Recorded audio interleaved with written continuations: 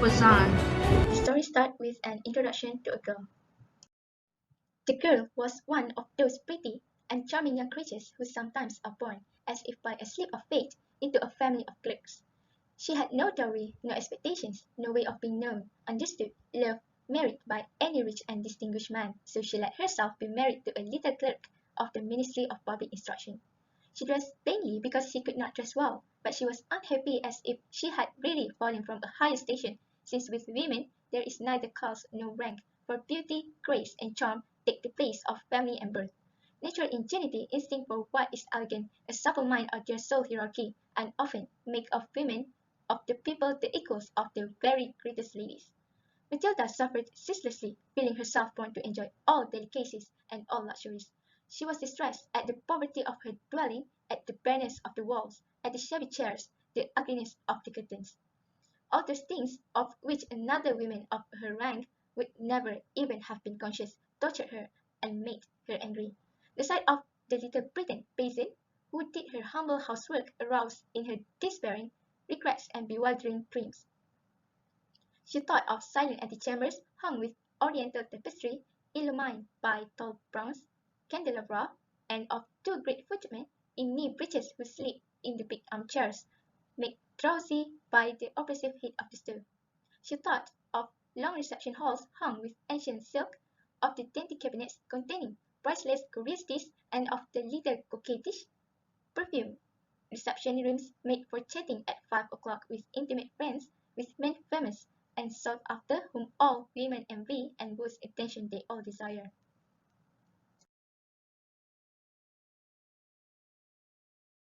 When she sat down to dinner, before the round table covered with a tablecloth in use 3 days, opposite her husband, who uncovered the soup tureen, and declared with a delighted air, "Ah, the good soup! I don't know anything better than that." She thought of dainty dinners, of shiny silverware, of tapestry that peopled the walls with ancient personages, and with the strange birds flying in the midst of a fairy forest, and she thought of delicious dishes served on marvelous plates, and of the whispered gallantries to which you listen with a sphinx-like smile while you are eating the pink meat of a trout or the wings of a quail. She had no gowns, no jewels, nothing, and she loved nothing but that. She felt made for that. She would have liked so much to please, to be envied, to be charming, to be sought after. She had a friend, a former schoolmate at convent, who was rich, and whom she did not like to go to see any more, because she felt so sad when she came home. But one evening her husband reached home with a triumphant air and holding a large envelope in his hand. "There," said he, "there is something for you." She tore the paper quickly and drew out a printed card which bore these words: "The Minister of Public Instruction and Madame George request the honour of Mr. Loisel and Madame Loisel's company at the Palace of the Ministry on Monday evening, January 18." Instead of being delighted as her husband had hoped, she threw the invitation on the table crossly, muttering, "What do you wish me to do with that?" "Why, my dear, I thought you would be glad. You never go out, and this is such a fine opportunity. I had great trouble to get it. Everyone wants to go. It is very select, and they are not giving many invitations to clerks. The whole official world will be there." She looked at him with an irritated glance, and said impatiently, "And what do you wish me to put on my back?" He had not thought of that, he stammered. "Why, the gown you go to the theatre in. It looks very well to me." He stopped, distracted, seeing that his wife was weeping. Two great tears ran slowly from the corners of her eyes toward the corners of her mouth. "What's the matter? What's the matter?" he answered. By a violent effort she conquered her grief and replied in a calm voice, while she wiped her wet cheeks, "Nothing. Only I have no gown, and therefore I can't go to this ball. Give your card to some colleague whose wife is better equipped than I am." He was in despair. He resumed, "Come, let us see, Matilda. How much would it cost? A suitable gown which you could use on other occasions, something very simple?" She reflected several seconds, making her calculations, and wondering also what sum she could ask without drawing on herself an immediate refusal and a frightened exclamation from the economical clerk. Finally she replied, hesitating, "I don't know exactly, but I think I could manage it with 400 pounds." He grew a little pale, because he was laying aside just that amount to buy a gown, and treat himself to a little shooting next summer on the plain of Nanterre, with several friends who went to shoot larks there on Sunday. But he said, "Very well, I will give you 400 pounds, and try to have a pretty gown."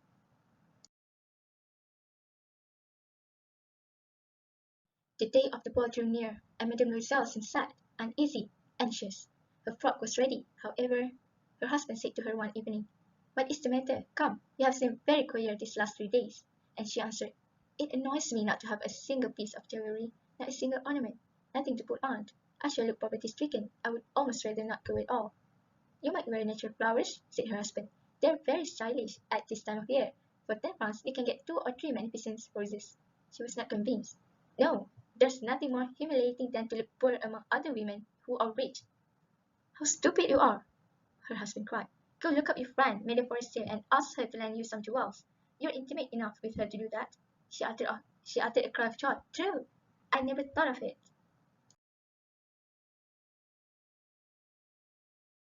The next day she went to her friend and told her of her distress. Madame Frostier went to a wardrobe with a mirror, took out a large jewel box, brought it back, opened it, and said to Madame Loisel, "Choose, my dear." She saw first some bracelets, then a pearl necklace, then a Venetian gold cross-set with precious stones of admirable workmanship. She tried on the ornaments before the mirror, hesitated, and could not make up her mind to part with them, to give them back. She kept asking, "Haven't you any more?" "Why, yes, look further. I don't know what you like." Suddenly she discovered in a black satin box a superb diamond necklace, and her heart throbbed with an immoderate desire. Her hands trembled as she took it. She fastened it round her throat, outside her high neck waist, and was lost in ecstasy at her reflection in the mirror. Then she asked, hesitating, but with the anxious doubt, "Will you lend me this? Only this?" "Why, yes, certainly." She threw her arms round her friend's neck, kissed her passionately, then fled with her treasure. The night of the ball. The night of the ball arrived. Madame Loisel was a great success. She was prettier than any other woman present, elegant, graceful, smiling, and wild with joy. All the men looked at her, asking her name, sought to be introduced. All the attached of the cabinet wished to walk with her. She was remarked by the minister himself. She danced with rapture, with passion, intoxicated by pleasure, forgetting all in the triumph of her beauty, in the glory of her success, in a sort of cloud of happiness comprised of all this homage, this awakened desire, and of that sense of triumph which is so sweet to woman's heart. She left the ball about 4 o'clock in the morning. Her husband had been sleeping since midnight in a little deserted anteroom with 3 other gentlemen whose wives were enjoying the ball. He threw over her shoulders the rag he had brought, the modest rag of common life, the poverty of which contrasts with the elegance of the ball dress.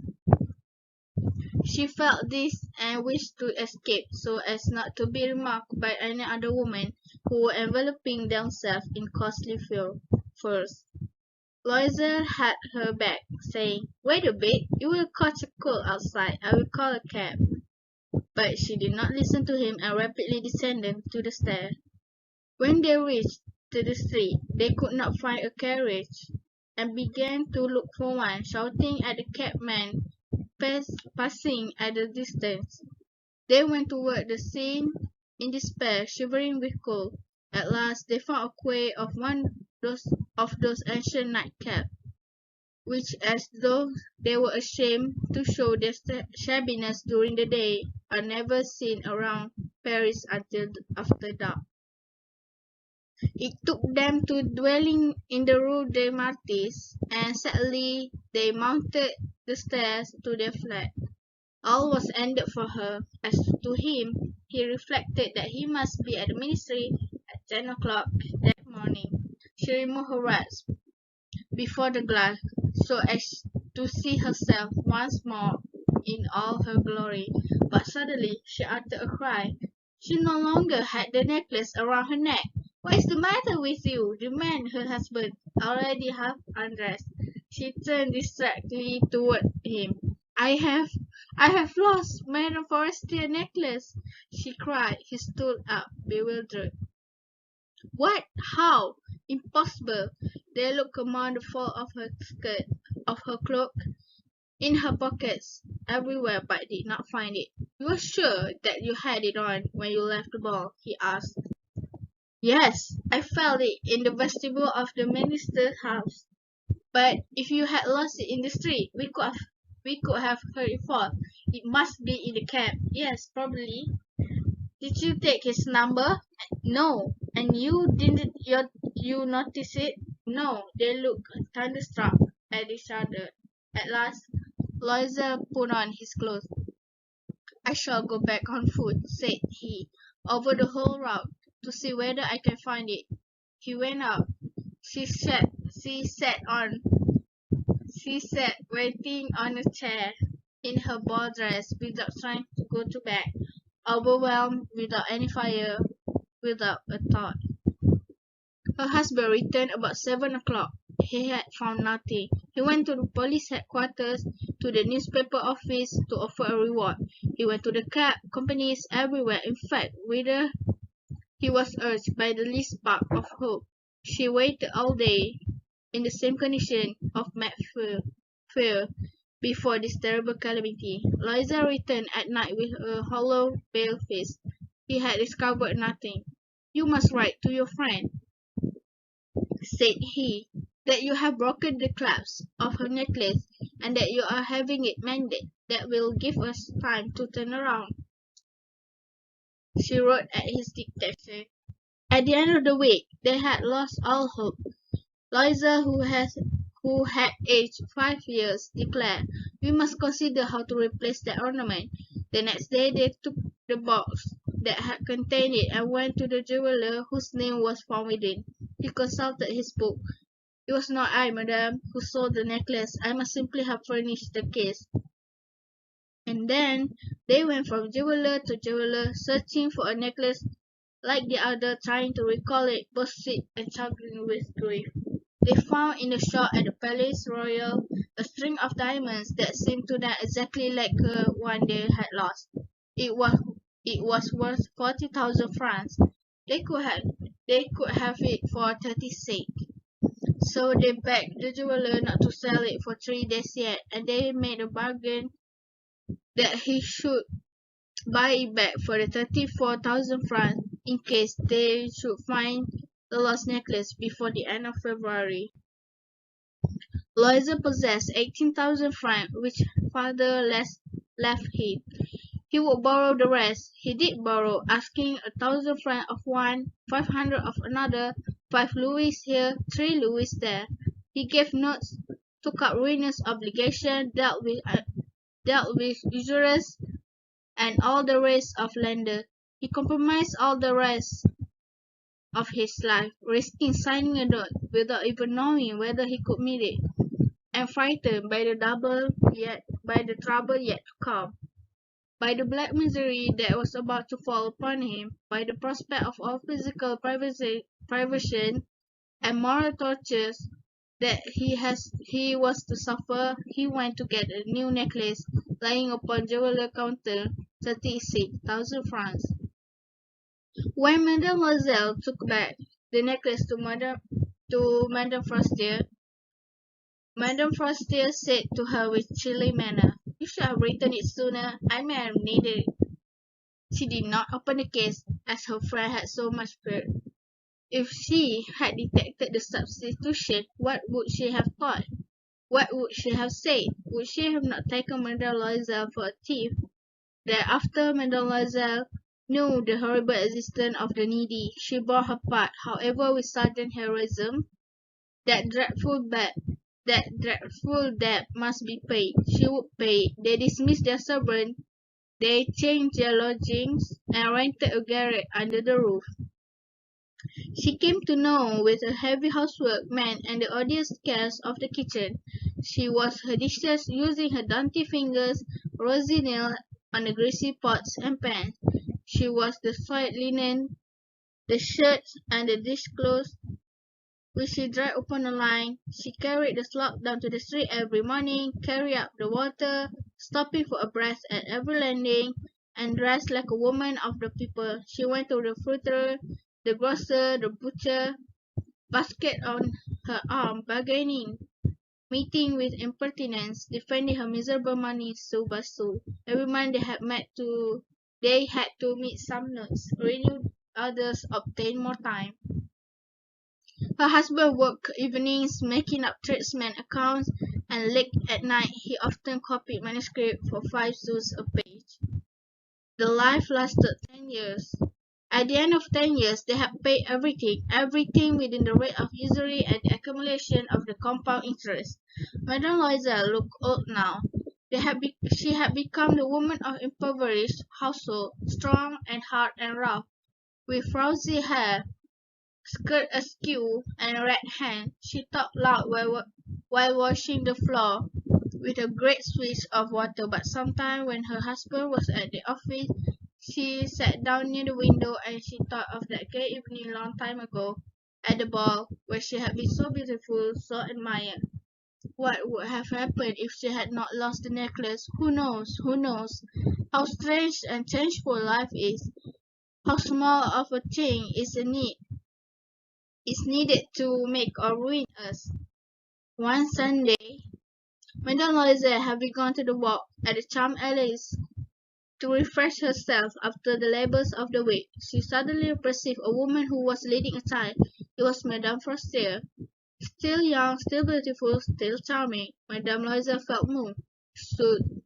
Should she speak to her? Yes, certainly, and now that she had paid, she would tell her about it. Why not? She went up. Good day, Jeanne.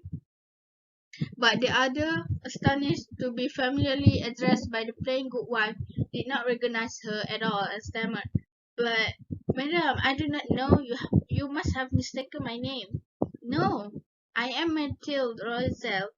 Her friend uttered a cry. "Oh, my poor Mathilde, how you are changed!" "Yes, I had a pretty hard life since last I saw you, and great poverty, and that's because of you." "Of me? How so? Do you remember that diamond necklace you lent me to wear at the ministerial ball?" "Yes, well, I lost it." "What do you mean? You brought it back?" "I brought you back another exactly like it, and it has taken us 10 years to pay for it. You can understand that it was not easy for us who had nothing. At last it is ended, and I am very, very glad." Madame Forestier had stopped.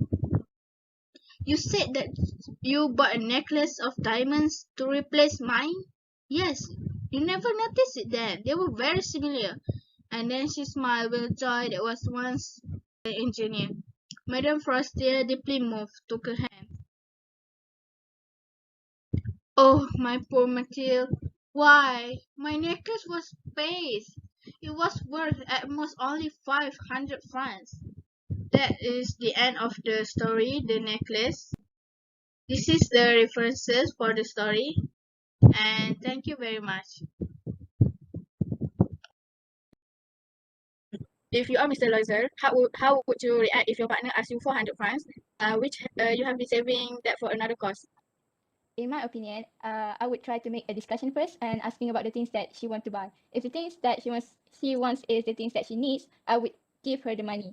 However, if the things that she wants is based on her desires, I would consider it first and asking for the reason to buy that things, because the money is very important, and if we did not use it well, we can have short-term life, I think, since the money is very important in this world. Question number 2.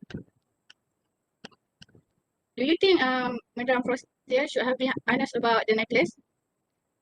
I would say Madame Forestier should be honest, since Mademoiselle wants to wear the necklace to the ball that full of the VIP people. Try to think about this. If Mademoiselle wear the fake necklace to the ball that full of the VIP person and meet with someone that wearing the same necklace as her, and the necklace that she wear is the real and not fake one like she is, and if they confront each other, what do you think she would react? It might be embarrass her, right? So I think Madame Forestier should be honest.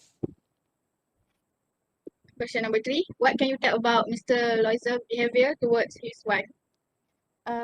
Mr. Loisel is such a caring and loving husband, because he willing to give anything for his wife. Like in the part when his wife asks for his money to buy a gun, he is saying yes to give her the money, even though the money should be his treat to buy a gun for himself. So I thought Mr. Rosal is caring and loving. The loving husband shown when Mr. Rosal give the wraps to cover his wife's shoulders to prevent her catch cold since they were outside of the ball. So yeah, this is I would tell two behaviors of Mr. Rosal. Question number 4. What is your impression about the plot twist at the end of the story? My impression when reading the last part of the story is I am very surprised and shocked because I did not expect to the necklace would be fake since the necklace was put at different place than other jewelry at the first part, right? So when the end of the story, the writer make that plot twist, I was like, wow, I never expected that. So at first I thought at the end of the story, Madame Rosal would be mad at her because she lost her necklace. But the plot twist is Madame Forrester more appreciate Madame Rosal since Madame Rosal replaced the necklace with the real one. So this that is my impression for the plot twist. Question number 5. What can you learn from the story? From the story, I learned that we should not be greedy in our life to be wealth, and we should be ourselves instead of trying to be someone else. When I read the story tells us by represent to us the character of Madame Rosal, who is being greedy to wealth. In the end of the story, the writer shows us by being greedy and trying to be like someone else will let a regret feeling to our life. We can see in the part of the story when Madame Rosal and her husband have to pay for their debts, which take 10 years to finish pay for their debts. So this is showing that by being greedy is not good and will give us like problems through our life. Last question. What do you think will happen if Madame Loisel give up finding a way to replace the necklace and admit it to Madame Forestier?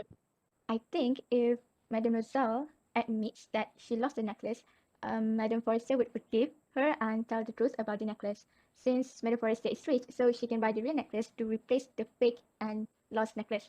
If this happens, Madame Rosal would never go through the hard time like she had faced through 10 years with her husband to pay for their debts. Okay, discussion question for my partner. Number 1 is, what is your first impression when you read the title of this short story? Do you think this short story is boring? My first impression when I saw the title the necklace, I thought it is about a group of girls fighting over a necklace. And yes, I think at first this short story is actually boring. Number 2, what do you think about the theme of the story? I think the suitable theme for this story is greedy. It is because Madame Loisel's overwhelming desire to live a life of luxury blinds her to the comfort she already had and leads her to her losing what wealth and status she actually has. Question number 3, what do you feel when you're reading this short story? Do you ever meet with someone like the main character? When I was reading the story, I felt angry with Madame Loisel because she doesn't accept the life the way they were. And yes, I have met people like her in my life. Number 4, from the main character, what did you learn from her? The main character in the story is Madame Loisel, and what I learned from her is that we need to accept whatever happened in our life and not to be so greedy about it. And we need to be a hardworking person to get whatever we want. Question number 5, if you are being the character of Madame Forestier, are you will let Matilda or Madame Rosal borrow your necklace? If I am Madame Forestier, yes, I will let Matilda borrow the necklace because she is my friend and I know she is honest. The last question, what do you think Matilda would react after she know that the necklace she borrowed is fake? I think after knowing that the necklace is actually fake, she will be shocked because it took her ages to replace the necklace. However, maybe she will forgive Madame Forestier for telling the truth because after all they are friends, right? Yeah. Next, we will review about the story. The necklace is a story about Mathilde Loisel, who is a beautiful young woman married to an unimportant clerk.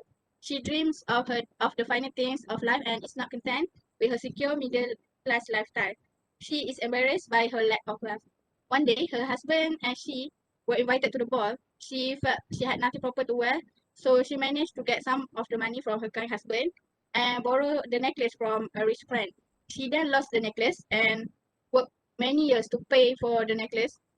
The price she paid for a single evening of elegance turned into years of labor and despair. As a reader, the only thing I feel sorry for is the poor husband who stood by her side. through the thick and thin. He is humble and caring man who wanted to make his lovely wife happy. Meanwhile, Ariza Matthew's character who wants more than she could afford. The irony is that she even lost the comfortable life she had previously because she was not content with it. Well, that's what happened when you are ungrateful and prideful. The story is an impressive piece because it gives message and moral for everyone. The moral of the story is to be happy with what you have in life. Life isn't about social status or how rich you are. Be thankful and appreciate what you have. This is a story that has stood the test of time and is relevant today as when Maupassant wrote it in the late 19th century. The story is brief yet so full. My review of this short story is The Necklace is about the story where Madame Loisel wandering the perfect life. She want a good life, a nice house, and wonderful accessories. There's one day when they knew, Madame Loisel knew, and Mr. Loisel and Madame Loisel knew that they were invited to an occasion. Madame Loisel wants a new dress and they don't want to wear the theater dress anymore. So she asked the money to her husband, and then, but the money was for the gun of her husband. So the husband willing to give her the money, and when she bought the dress, she seemed sad because she think that he needs some accessories. Then the husband telling her to borrow the necklace to her friend Madame Frostier. And then when the ball came, when the night of the ball, she was so glamorous on the party, attractive and charming. But she lost the necklace after the party, and they couldn't find it anymore. So they just so they just earn the money to replace the necklace. When they want to replace the necklace, um, they have to face and experience poverty, and their physical appearance had been changed. After 10 years, Madame Forestier revealed to Madame Loisel that the necklace was only an imitation and cost 500 francs when they met at the park. So the story, my opinion of the story is, moral lesson that I get is, even though the things that you borrow is not yours, and you didn't know the things that you borrow is real or not, you must take care of the things that is not yours because you didn't know the real consequence.